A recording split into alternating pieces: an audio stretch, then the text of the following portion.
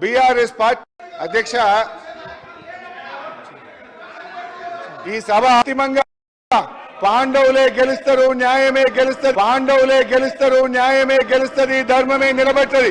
మీరేదో ఇలా మందబలం ఉందనో అధికారం ఉందనో అహంకారంతో చేస్తున్నారు. ప్రజలు అన్ని విషయాలు గమనిస్తున్నారు. తప్పకుండా మీకు తగిన గుణపాఠం చెప్పే రోజు ఉంటది, జాగ్రత్త. అధ్యక్ష ఈరోజు రెండు అంశాలు అధ్యక్ష. ఎస్సీ వర్గీకరణ మీద భారత సర్వోన్నత న్యాయస్థానం ఇచ్చిన తీర్పును బీఆర్ఎస్ పార్టీ పక్షాన మా యొక్క హర్షాన్ని వ్యక్తం చేస్తా ఉన్నాం, స్వాగతిస్తా ఉన్నాం.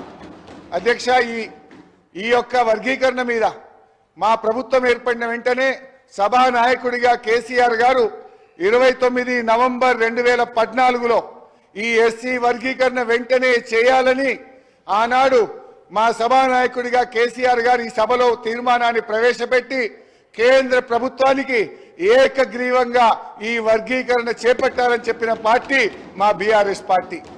తీర్మానం చేయడమే కాదు అధ్యక్ష, ఎస్సీ వర్గీకరణను వెంటనే చేపట్టాలని ఆ తీర్మానం కాపీని స్వయంగా కేసీఆర్ గారే తీసుకొని ఆనాటి ఉప ముఖ్యమంత్రిగా ఉన్న నాయకులను, దళిత నాయకులందరినీ వెంట పెట్టుకొని వెళ్లి ప్రధానమంత్రి గారిని స్వయంగా కలిసి దీని వర్గీకరణ యొక్క ఇంపార్టెన్స్ ను ఆ రోజు కేసీఆర్ గారు ప్రధాని గారికి వివరించడం జరిగింది.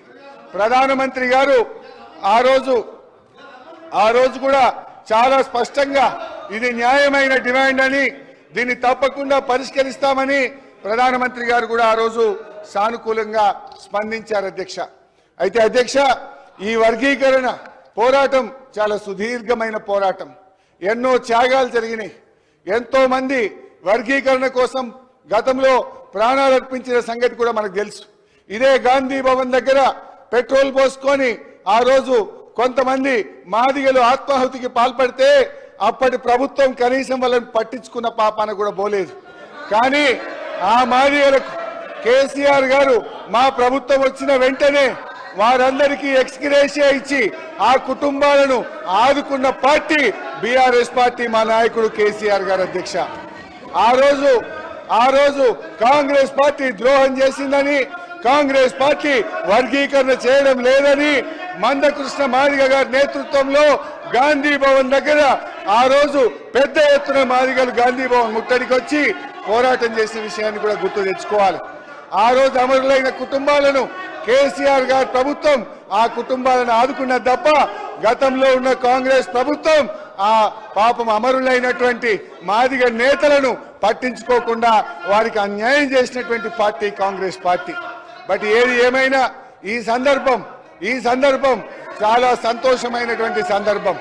దశాబ్దాల కళ నెరవేరినటువంటి రోజు.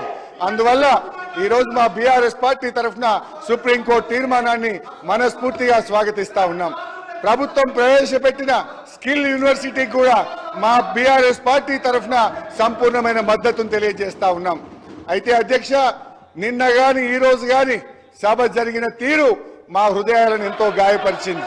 మా మహిళల్ని శాసనసభ్యులు